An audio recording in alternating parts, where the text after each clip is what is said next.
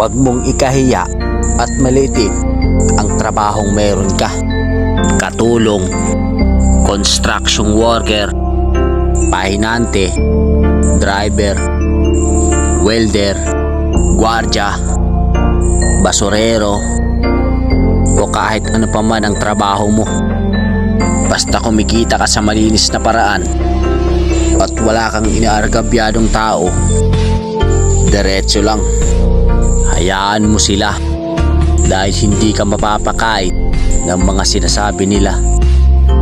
Lagi mong iisipin na kaya ka nagsusumikap para maabot mo yung pangarap mo at makuha yung mga bagay na gusto mo. Ipagmalaki mo yung trabahong meron ka, kundi dahil sa atin wala silang matibay na paniniwala.